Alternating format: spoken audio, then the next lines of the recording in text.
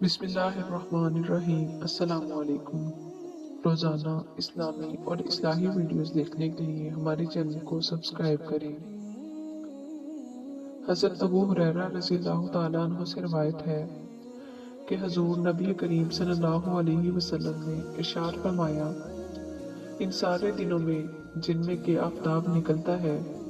یعنی ہفتے کے 7 دنوں میں سب سے بہتر اور برتر جمعے کا دن ہے۔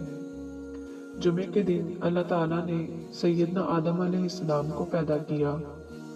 اور جمعے ہی کے دن وہ جنت میں داخل کیے گئے، اور جمعے ہی کے دن وہ جنت سے اس دنیا میں بھیجے گئے، اور قیامت بھی جمعے کے دن قائم ہوگی۔ جمعے کا دن بہت ہی قیمتی اور بابرکت ہے، ہفتے کے دنوں کا سردار اور افضل دن ہے۔ قرآن مجید میں اللہ تعالیٰ ارشاد فرماتے ہیں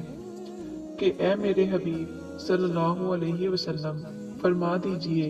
کہ اے لوگو، اگر تم اللہ تعالیٰ سے محبت رکھتے ہو تو میری اطاعت کرو۔ اللہ تعالیٰ تم سے محبت فرمائیں گے اور تمہارے گناہ معاف فرما دیں گے، اور اللہ تعالیٰ بخشنے والے بہت مہربان ہیں۔ اور اسی طرح سورۃ الاحزاب میں ارشاد فرمایا کہ یقیناً تمہارے لیے رسول اللہ صلی اللہ علیہ وسلم کی ذات مبارکہ میں بہترین نمونہ ہے۔ مشکات شریف میں حضرت انس رضی اللہ تعالیٰ عنہ سے روایت ہے کہ حضور نبی کریم صلی اللہ علیہ وسلم نے ارشاد فرمایا، جس نے میری سنت سے محبت کی اس نے مجھ سے محبت کی، اور جس نے مجھ سے محبت کی وہ میرے ساتھ جنت میں ہوگا۔ مشکات المصابیح میں حضرت ابو ہریرہ رضی اللہ تعالیٰ عنہ سے روایت ہے کہ حضور نبی کریم صلی اللہ علیہ وسلم نے ارشاد فرمایا، جس شخص نے میری امت کے فساد کے وقت میری سنت کو تھام لیا تو اس کے لیے 100 شہیدوں کا اجر ہے۔ حضرت طارق بن شہاب رضی اللہ تعالیٰ عنہ سے روایت ہے کہ حضور نبی کریم صلی اللہ علیہ وسلم نے ارشاد فرمایا، جمعے کی نماز جماعت کے ساتھ ادا کرنا ہر مسلمان پر لازم و واجب ہے۔ اس وجوب سے 5 قسم کے آدمی مستثنا ہیں۔ نمبر 1 غلام، نمبر 2 عورت، نمبر 3 نابالغ لڑکا، نمبر 4 بیمار، نمبر 5 مسافر۔ اسی طرح حضرت ابو جود زمری رضی اللہ تعالیٰ عنہ سے روایت ہے کہ حضور نبی کریم صلی اللہ علیہ وسلم نے ارشاد فرمایا، جو آدمی بلا عذر 3 جمعے تساہل، سستی، سہل انگاری کی وجہ سے چھوڑ دے گا، اللہ تعالیٰ اس کے دل پر مہر لگا دے گا، یعنی پھر وہ شخص نیک عمل کی توفیق سے محروم ہی رہے گا۔ حضرت سلمان فارسی رضی اللہ تعالیٰ عنہ سے روایت ہے کہ حضور نبی کریم صلی اللہ علیہ وسلم نے ارشاد فرمایا کہ جو آدمی جمعے کے دن غسل کرے اور جہاں تک ہو سکے صفائی و پاکیزگی کا اہتمام کرے، جو تیل و خوشبو اس کے گھر میں ہو اسے لگا لے، پھر وہ گھر سے نماز کے لیے جائے اور مسجد پہنچ کر اس کی احتیاط کرے کہ جو آدمی پہلے سے ساتھ بیٹھے ہوں ان کے درمیان نہ بیٹھے، پھر جو نماز یعنی سنن و نوافل کی جتنی رکھتے اس کے لیے مقدر ہوں وہ پڑھے، پھر جب امام خطبہ دے تو توجہ خاموشی کے ساتھ اس کو سنے، تو اللہ کی طرف سے اس جمعے اور گزشتہ جمعے کے درمیان کہ اس کے گناہ بخش دیے جائیں گے۔ حضور نبی کریم صلی اللہ علیہ وسلم نے ارشاد فرمایا، جو شخص جمعے کے دن 7 اعمال کر لے، اس کو مسجد جاتے ہوئے ہر قدم پر 1 سال کے نفلی نمازوں کا ثواب اور 1 سال کے نفلی روزوں کا اجر و ثواب ملے گا۔ وہ 7 اعمال یہ ہیں: نمبر 1 غسل کرنا، نمبر 2 اچھے کپڑے پہننا، نمبر 3 مسجد جلدی جانے کی فکر کرنا، نمبر 4 مسجد پیدل جانا، نمبر 5 امام کے قریب بیٹھنے کی کوشش کرنا، نمبر 6 خطبہ غور سے سننا، نمبر 7 کوئی بےہودہ لغو کام نہ کرنا۔ حضور نبی کریم صلی اللہ علیہ وسلم نے ارشاد فرمایا، जिसने मुझ पर सुबह शाम 10 मरतबा दुरूद शरीफ भेजा, उसे रोज़े क़यामत मेरी शफाअत नसीब होगी। नबी करीम सल्लल्लाहु अलैहि वसल्लम ने इरशाद फरमाया कि जो शख्स जुमे के रोज सूरतुल कहफ पढ़े, वो अगले जुमे तक हर फितने से महफूज रहेगा, हत्ता कि अगर दजाल निकल आए तो उसके फितने से भी महफूज रहेगा।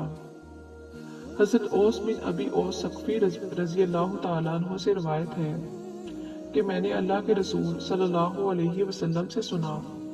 आप फरमा रहे थे, जो शख्स जुमे के दिन गुस्ल करे और सर वगैरह धोकर अच्छी तरह गुस्ल करे, मस्जिद की तरफ जाने में जल्दी करे और खूब जल्दी करे, सुबह सवेरे पैदल चलकर जाए